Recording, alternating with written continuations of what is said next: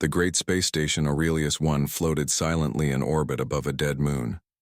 Inside its cold metal halls, the air was tense. The humans and the alien race known as the Karnak were meeting to discuss peace. War had ended 5 months ago, but mistrust still lived in every eye. Captain Mira Dawson, a young human officer, stood tall in her black uniform. Her face was calm, but her hands were tight behind her back. She had fought in the war, she had lost friends, but she believed peace was still possible. Across from her stood Admiral Threx, a high-ranking Karnak leader. His skin was green-gray, rough like stone.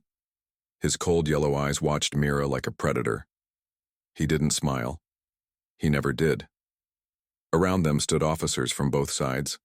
Some whispered, others watched in silence. Cameras hovered near the ceiling, recording everything. The whole galaxy would see this meeting. Mira took a step forward and spoke clearly. "We are here to sign a new trade deal. A deal that will bring food and medicine to both our people." Threx said nothing at first. Then he stepped forward. "You speak of deals, human," he said in a slow, deep voice. "But your kind only knows how to take." Mira's eyes narrowed. "I am not here to argue. I am here to build peace." Suddenly, without warning, Threx raised his hand and slapped her across the face. Smack! The sound echoed through the hall like a gunshot. Gasps filled the air. A Karnak officer stepped back, in shock. A human soldier reached for his weapon but froze. Mira didn't fall. She stood still, her face turned to the side, red where the blow had landed. Blood touched her lip. For a moment, there was silence. Then, a heavy sound of boots. From the back of the room, Zorak, a Karnak soldier, stepped forward. He was taller than the others, dressed in old battle armor marked with scars and medals. His fists were clenched. His eyes burned with rage. He had once fought beside Mira in the war. She had saved his life during the Battle of Varnak Ridge. She had pulled him from fire while others ran. He owed her everything. Now, he had watched her get slapped like trash. Zorak took another step forward, but a Karnak officer held out a hand. "Soldier, stand down," the officer said. Zorak didn't move. He looked at Threx, then at Mira, then back at Threx. "You dishonor her," Zorak said, voice shaking with quiet rage. "You dishonor us all." "Silence!" Threx roared. "She is a weak human. She should know her place." Zorak turned and walked out of the hall without another word. Mira stood alone. The cameras kept recording. The peace meeting ended with no deal. The leaders walked away, pretending nothing happened. But the image of the slap spread across the galaxy within hours. On human news, it played on repeat. On Karnak channels, it was blocked. People were angry. Protests started. Soldiers argued in mess halls. Rumors spread fast. But one thing no one noticed. Zorak did not return to his barracks that night. He went into the lower levels of the station, alone, silent, cold. He sat in the dark, staring at a screen showing the slap over and over again. His DR fingers tapped the table. His breath slowed. In his heart, something was changing. Breaking, not for war, but for justice. Zorak sat alone in the darkness of a small storage room deep inside Aurelius 1. The cold metal walls around him were silent, but his mind was not. It was loud, filled with anger, shame, and something deeper, betrayal. He played the video again. Smack, the sound of the slap, Mira's face turning, blood on her lip. His fists tightened every time he watched. She had stood there with honor. She didn't fight back, she didn't scream. She had shown strength more than Threx ever had. And what had Zorak done? Nothing. He had walked away. He had left her there. His claws scraped the table.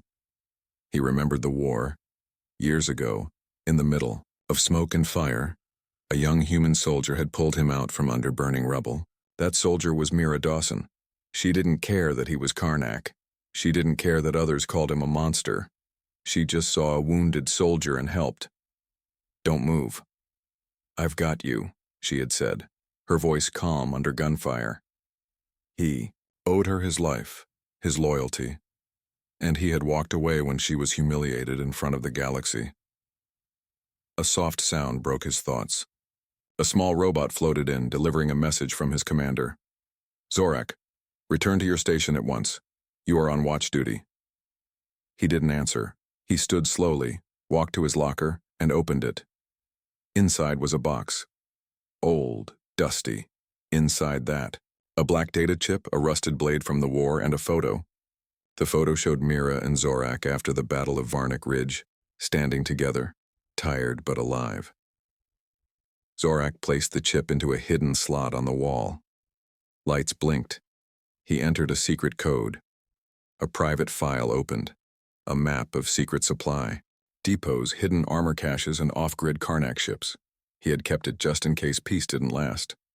He never thought he'd use it like this, but this was no longer about war. This was personal. He pulled on his armor, not the clean uniform of a soldier, but his old battle armor. It was damaged, scarred, real. It still smelled like fire and smoke. He strapped on the old blade.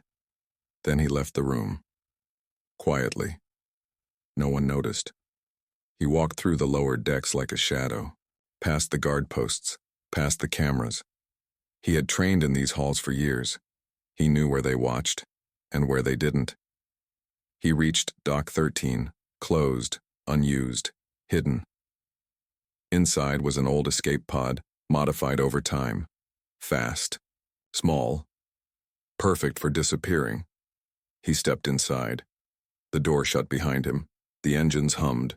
The pod detached from Aurelius 1 and vanished into space. Back on the station, his commander watched a report. Zorak has gone missing, the officer said. He left his post, he left the station. The commander shook his head. He was loyal. What happened? But no one knew. Not yet. Somewhere in the cold of space, Zorak set a new course. He didn't send messages. He didn't ask for help. He only thought of one thing. Admiral Threx must answer for what he did. He knew the rules. Revenge was not allowed. It was dishonor.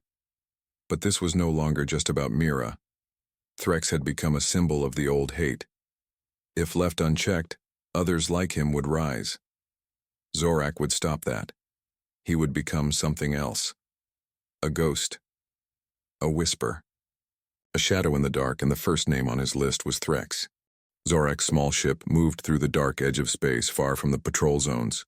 He turned off all signals. No lights, no name, just silence. He was no longer a soldier. He was a hunter. His face was hidden behind his old war helmet. His voice, when spoken, was now deep and cold, like space itself. Inside the ship, he opened a small case. Inside were data chips, stolen during his time on the station. Files about Admiral Threx, where he traveled, who he met, what secrets he kept. Most of the files were locked. But Zorak was patient. He had learned things during the war. Things the army never taught him. How to break firewalls, how to read secret codes, how to dig into the truth. For 3 days he didn't sleep. He just worked, ate in silence, stared at the screens. On the 4th day he found something, a secret station, Black Site Delta 9, hidden inside an asteroid field near Karnak space. Not on any map, no trade routes, no reason to exist, unless Threx was hiding something there. Zorak smiled for the first time in days. He marked the location. He needed fuel, weapons, and gear. So he flew to the drift worlds, lawless planets where smugglers and old mercenaries lived. No rules, no governments. There, in the crowded markets of steel and fire, he found what he needed. At a weapons stall, a man looked up. Zorak, the man whispered. Zorak didn't answer, but his eyes said yes.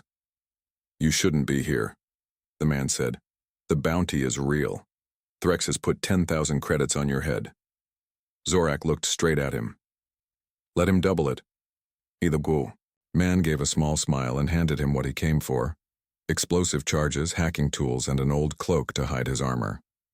Next, Zorak visited an old contact, Leia, a human tech girl who once worked with the army. She had wild red hair, sharp eyes and fast fingers. She lived in a tiny lab hidden in the back of a junkyard. When she saw Zorak, she raised an eyebrow. Well, well, the ghost returns, she said. I need your help, Zorak said. Leia sat down, chewing on a wire. Let me guess. It's about Threx? He nodded. He crossed the line, now I cross it back. She thought for a moment, then nodded. I'm in. Zorak gave her the data. She began working, breaking more files, finding connections. Together they found proof that Threx was stealing military supplies, selling weapons to old warlords, and silencing those who knew. They also found names, officers who went missing. One of them was Captain Mira. Just days ago, her report had been deleted. Her record changed. Official logs said she was transferred, but Zorak knew better. She's in danger, he said. Leia checked traffic logs. She was sent on a transport ship toward the outer colonies. No guards, no backup. That's not a transfer, that's a setup. Zorak stood. We're going after her. But if we do this, Leia warned, you become a true enemy. No going back. Zorak looked at her. I left back behind when he slapped her. The hunt had begun, and Zorak was not going to stop. Zorak's ship flew low through the clouds of the outlaw planet Kyrex 7. The sky was dark. Lightning flashed in the distance. Below, hidden in a deep canyon, was an old bunker, a forgotten base from the early war. Zorak landed without lights. Leia followed behind him holding a small bag of tools and data drives. This place smells like rust and death, she said, wrinkling her nose. It's perfect, Zorak replied. This would be their base now. A place where no one would... Look, no cameras, no spies, just rock and steel. But two people could not fight Threx alone. Zorak needed more. He sent out messages, silent pings, secret codes from the war, only known by soldiers who had fought in the bloodiest battles. He didn't know who would answer. Then one night a ship came. It was small, black, and fast. No name, no markings. Out stepped a tall figure in dark red armor. One eye was cybernetic. His voice was rough and quiet. I heard the ghost was alive, he said. Didn't believe it.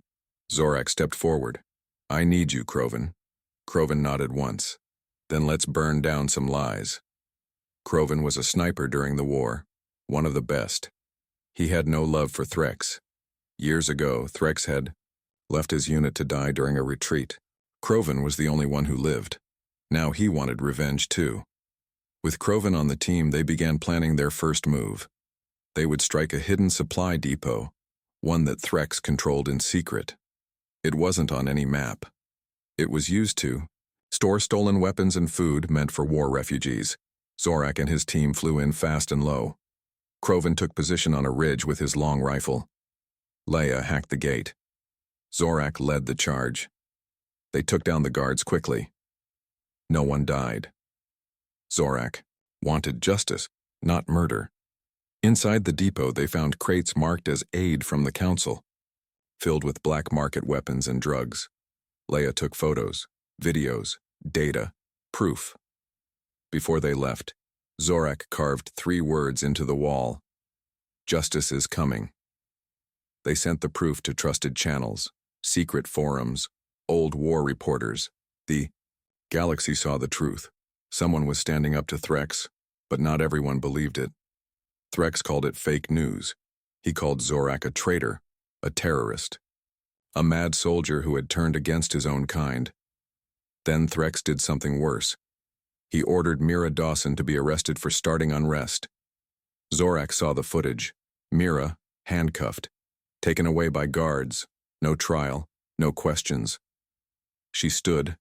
For peace, Zorak said quietly. And now they call her the problem. Leia slammed her hand on the console. They're scared. Threx is losing control. Kroven loaded his rifle. Then let's take the rest of it from him. They knew what they had to do next. Rescue Mira, and bring the fight straight to Threx's front door. But time was running out. Admiral Threx stood in his private chamber deep inside his command ship Bloodfang. Outside the windows, the stars looked peaceful. Inside, his anger burned like fire. "Zorak," he growled. "That traitor dares to challenge me?" A Karnak officer stood before him, shaking. "Yes, Admiral, he hit a supply depot, freed 2 prisoners, and released classified files to the public." Threx's jaw tightened. His long claws tapped the desk. "And Mira Dawson? She has been moved to holding block 6. But there is unrest." "What unrest?" "Some of our own soldiers are asking questions. They've seen the footage. Some even support Zorak." Threx slammed his fist into the wall. "I gave these fools peace and they repay me with doubt?" He turned to his comm screen and opened a call to a shadowed figure. "I want Zorak dead," he said. "And anyone who helps him," the shadow replied, with a cold voice. "For the right price, anything." Back on Kyrex 7, Zorak, Leia, and Krovan watched the newsfeed. Threx had posted a new bounty. 50,000 credits for Zorak, 20,000 for Leia, 10,000 for Krovan. Leia leaned back. "Well, we're famous now." Krovan loaded his weapon. "Means they're scared." But Zorak's eyes were on a different screen, a prison map. It was an old Karnak holding center deep inside a mountain on Jackson 4. "That's where Mira is," he said. "Threx is keeping her off-grid. No trial, no rights." "Then we break her out," Leia said. "It won't be easy," Zorak warned. "Guards, drones, turrets, and now bounty hunters too." Krovan looked up. "We've done worse." The trap they prepared fast. New codes, stolen ID tags, weapons set to stun. Zorak didn't want death, only justice. They landed on Jackson 4 in the dead of night. Leia hacked the outer gates. Krovan took high ground. Zorak moved through the shadows. Inside the prison, everything felt too quiet. Then, boom, explosions, rocked the ground. Lights turned red. Sirens screamed. Zorak looked up at the cameras. "It's a trap," he said. From above, dropships landed. Dozens of black-armored bounty hunters poured in, all armed, all ready. Threx had expected them. Zorak pulled his blade. "We finish what we started, the fight." The prison turned into a war zone. Lasers flashed. Smoke filled the halls. Krovan picked off enemies one by one. Leia sent false signals, locking doors and turning turrets against the attackers. Zorak moved fast and hard, blade in one hand, fist in the other. He fought his way to Cell 9. Mira was inside, bruised but alive. Her eyes widened when she saw him. "You came?" "I'm late," Zorak said, smashing the lock. They ran through the chaos. Krovan met them at the exit, but just as they reached the ship, a shot rang out. Krovan fell. Leia screamed. Zorak caught him. Blood poured from his side. "I'll hold them," Krovan gasped. "Go." "No," Zorak growled. "We go together." Krovan shook his head. "Someone has to close the gate. It's manual." Zorak didn't want to leave him, but Krovan gave a small smile. "Tell Threx I remembered everything." Zorak nodded, then ran. Escape. The ship blasted into the sky. Mira sat beside Leia, breathing hard. Zorak stood silent, blood on his armor, eyes burning. He had saved Mira, but lost Krovan. Threx had struck back, and the war was no longer cold. Now it was personal. The ship was silent. Zorak sat in the dark corner, his claws stained with blood, not from the enemy, but from Krovan, his old brother in arms. Gone. Leia patched up Mira's wounds. The human captain didn't speak much. Her eyes stared at the floor. So much had been taken from her. Her honor, her freedom, and now, a friend. Zorak finally stood. His voice was low. Cold. No more hiding. Leia looked up. "What are you thinking?" He stared out the window at the stars. "It's time the galaxy hears us, not a whisper, not a leak, a roar." Planning the fire, Leia's fingers flew across the console. "I found a target," she said. "A public event. Threx is giving a speech at the Unity conference on Vega Prime. All leaders will be watching. Live broadcast. Full media." "He'll have protection," Mira warned. "Tanks, guards, drones, everything." Zorak nodded. "Good. That means people are watching. We don't need to kill him." Leia raised an eyebrow. "We don't?" "No," Zorak said. "We need to expose him in front of the whole galaxy." Mira gave a faint smile. "I think I know how." Infiltration Vega Prime was a bright, shining city. Tall towers, polished roads, full of press and politics. Perfect for a lie. Zorak and Mira entered dressed as security officers. Leia hacked the system from a safe house nearby, feeding them fake IDs and backdoor access. Inside the central dome, Admiral Threx stood on stage. Cameras pointed at him from every angle. He began to speak. "Peace is fragile," Threx said. "Enemies like Zorak threaten our unity." Zorak moved closer through the crowd, quiet and steady. Leia whispered in his ear. 10 seconds to the broadcast feed. Mira took her place near the control panel. Her hand hovered over the master. "Override." "Now," Zorak said. "The broadcast." The screen behind Threx suddenly changed. Instead of banners, it showed the truth. Footage of Mira being slapped in front of the crew. Video of soldiers questioning Threx's actions. Proof of stolen weapons. The last message of Krovan. "He left us to die." The crowd gasped. Threx turned, shocked. "Turn it off," shouted. But it was too late. Mira stepped forward, microphone in hand. "I was loyal," she said. "I served with honor, and I was punished for speaking the truth." Zorak joined her on stage. "We are not rebels. We are witnesses." Leia's voice rang across every screen.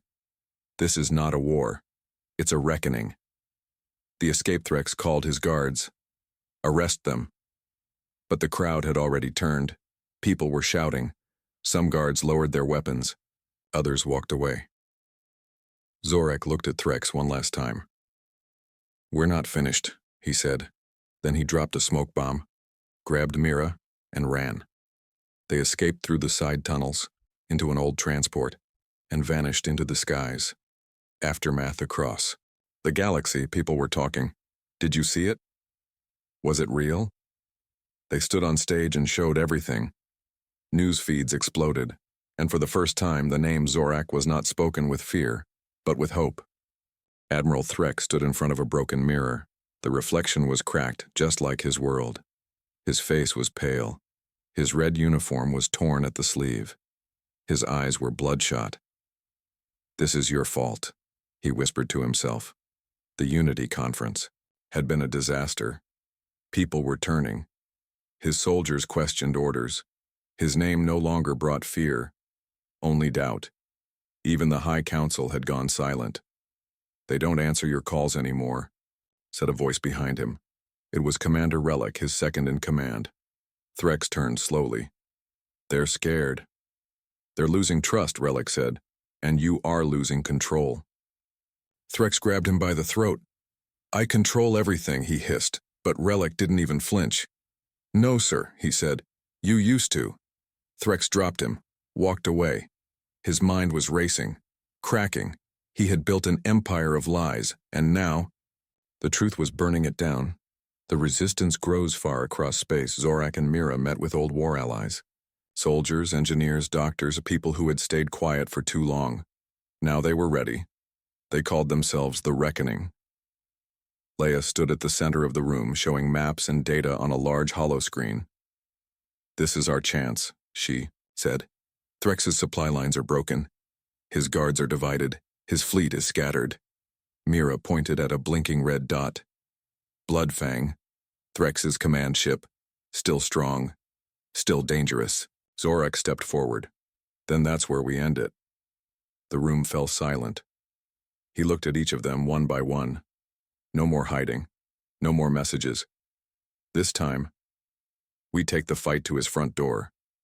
Back on Bloodfang, Threx stood in his war room looking at an old hollow picture of himself in uniform surrounded by smiling officers. He touched one face. Croven, you were loyal. Now you're dust." His voice shook. "I gave them order. I gave them rules. And they turned on me." Behind him, alarms began to sound.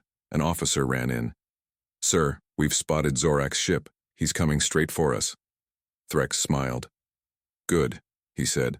"Let him come." He opened a black case. Inside was a device and old tech from the war. Illegal. Banned. A weapon made for one thing only. Total destruction. He strapped it to his wrist. "If I fall," he whispered, "I'll take them all with me." The final step. Zorak's ship flew through the stars faster, closer, focused. Leia looked at him. "Are you ready for this?" Zorak didn't blink. "I was ready the moment he hit her." Mira loaded her rifle. "Let's finish what he started." The screen showed the blood fang getting larger. Zorak looked out the window. Time to end the mask. Zorak's ship flew straight toward the blood fang, Threx's command ship, dark, huge, and deadly. Inside the cockpit, Leia checked weapons. Mira sat calm but alert. This was it. Zorak stood behind them, eyes locked on the enemy ship. "This ends now," he said. "The infiltration. They couldn't fight the Bloodfang head-on. Its cannons were too strong. Instead, they flew under its engines, where sensors were weak." Leia shut down the security field with stolen codes. A hidden hatch opened. They slipped inside. The halls were cold metal. Silent. Too silent. "This is a trap," Mira whispered. "I know," Zorak said. "But we walk in anyway." They moved fast, past broken screens and flickering lights. The ship was falling apart, like its master. At the core of the ship was the command bridge. That's where Threx was waiting. Face to face, Threx stood tall, wrapped in a long, black cloak. His armor was scratched, his eyes were wild. "I was a hero," he said as they entered. "A savior. And you ruined everything." "You were a tyrant," Zorak said. "And it's time the galaxy sees you fall." Threx laughed. "If I fall, I take all of you with me." He raised his arm. Strapped to his wrist was the banned Omega Pulse, a weapon that could rip the ship apart and destroy everything within 100 kilometers.